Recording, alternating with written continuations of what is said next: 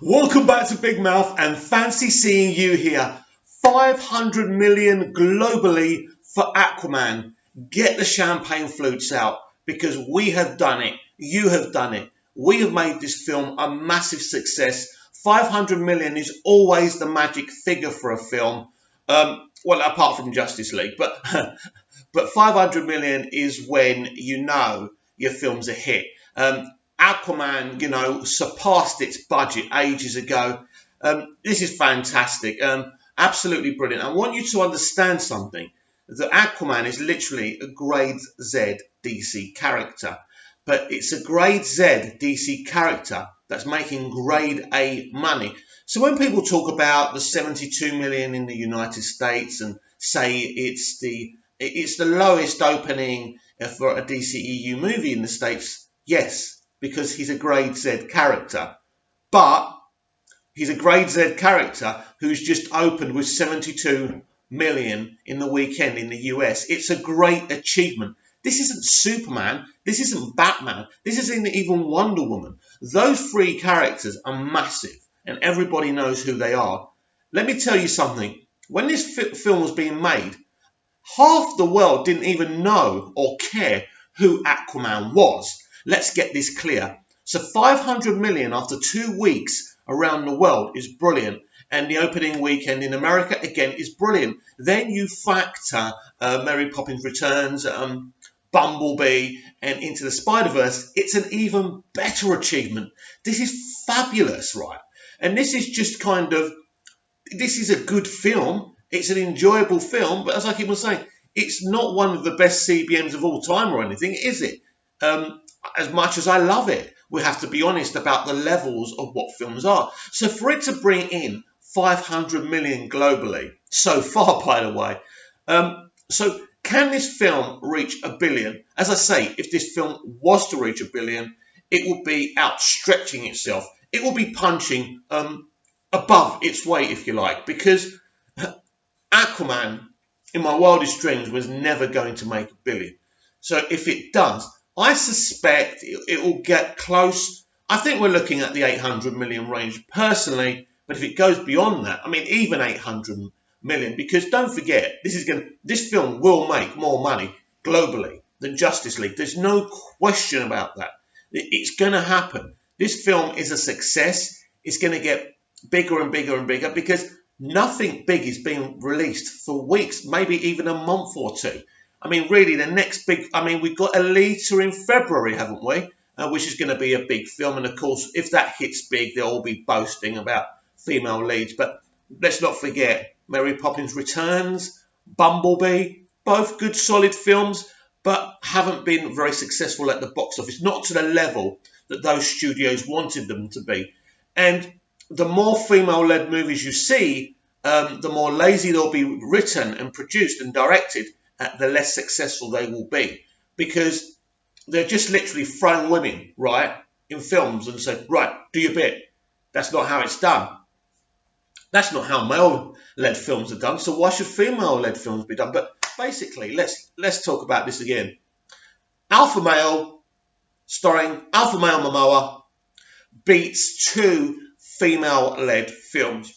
That's all I've got to say about that subject. But yes, the 500 million is a great achievement. This film has really been received well, especially across Europe, especially in China. People have really enjoyed this film. And this film has got rewatchability value. You know, people are going back. I know people that have gone and seen this film 5, 6, 7, maybe even 8, even 10 times. That's amazing. I've seen it twice. And that's just because my schedule is due. For me to see a film twice is amazing. But don't forget, I saw Aquaman before it was released, months before it was released. So, and then I went for its general release. But what I do is, I don't want to spoil the film for myself too much by overwatching it. So I've supported it as much as I can. I've come on here and bigged it up. And I'm waiting for my 4K. And eventually I'll have it on my Amazon Video as well.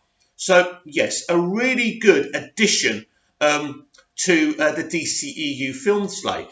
Now, apparently, there's a big Man of Steel Easter egg in this. And I think it's something to do with the oil rig exploding.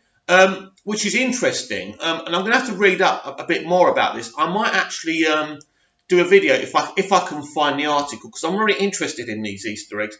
Obviously, you don't see Cavill or anything like that, and you didn't see Momoa in Man of Steel. I don't think Momoa was even cast in Man of Steel. So very, very interesting. I also didn't realise that Momoa auditioned for Batman.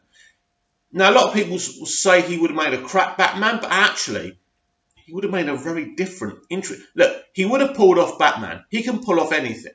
I doubt he would have ever shaved. I don't think he would have shaved or cut his hair. He loves his look, and studios love his look. So it would have been a very different Bruce Wayne.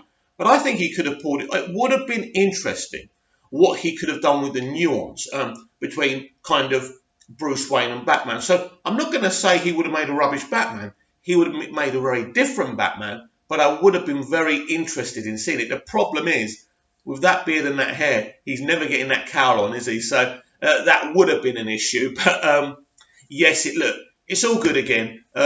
So we've had Man of Steel, great movie. Batman v Superman, great movie. Suicide Squad, solid movie. Wonder Woman, great movie.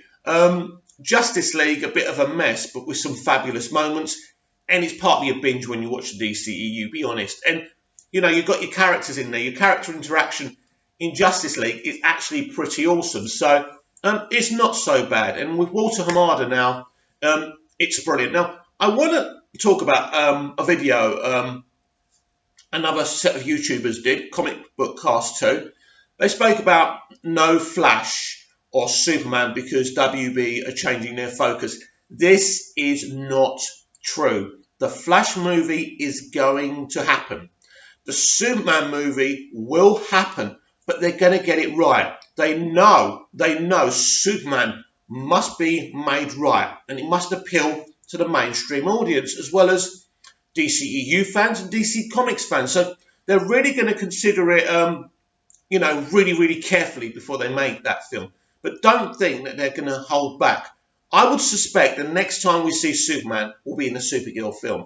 Now, whether that's Henry Cavill or not, I don't know.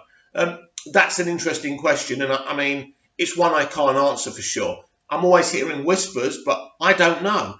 Nobody knows. Nobody knows what's happening with Affleck and Cavill. So it's something we're going to have to be patient about. But I would think by springtime, we will know the answer to both those questions. That's what I'm hearing. So it's going to have to be, look, they're going to have to talk about this because, you know, there's too many rumours for some of it not to be true. So if that happens and they move on, as sad as it will be, I want Superman and I want Batman. So whatever has to happen, whoever has to be sacrificed for that to happen to please these studios, that's the way it has to be. And we'll always have the memories of Henry Cavill and Ben Affleck as Superman and Batman. And that's life, I'm afraid. Actors move on from roles. They'll have other work. I mean, Henry's got work. Ben will always have work with his directing ability as well. And that's where it is. So what do you think? 500 million within a couple of weeks. Pretty good. Don't forget, it's only been out in the States for a weekend, right? So it's pretty amazing, 500 million. I think it's got there really quickly. Listen, Aquaman isn't breaking any records or anything like that. But I keep on saying to you people, films don't always have to break records. Films don't have to be the greatest ever. They have to be good films and that bring home the bacon. I don't care about the box office. The only reason I care about the box office is to wind Disney and MCU fans up, and so I know the DCEU continues and we get more Aquaman movies, and we will. Now, I want to talk about something else while I'm here. I want to talk about James Wan and David F. Sandberg. Now, both have talked about taking a break from superhero movies and maybe not doing a sequel to Aquaman and Shazam. Listen, it's all bullshit. You know, these people talk a good game. But if Shazam's a success, and look, they're already having discussions about Aquaman 2, you're not telling me James Wan ain't coming back. I mean, what I would say to them is this. You may not want to come back for a second film, but just imagine someone else is going to take the reins of what you created, and they'll probably fuck it up. So just stay in the job. And to me as well, it's ill-conceived to start talking about not doing sequels, especially in David F. Sandberg's case, because you know, Shazam hasn't even come out yet. So for me, it's a bit disappointing to hear talk like that. You know, just take the money and carry on. I mean, yeah, if you want to do other projects in the meantime, that's fine. But, you know, you got to come back for the sequels, boys. You've done a great job on both movies. So let's not have this silly negative talk about you not coming back. That's never going to happen. You know, money talks and bullshit walks. Excuse my language, but that's the way Hollywood works.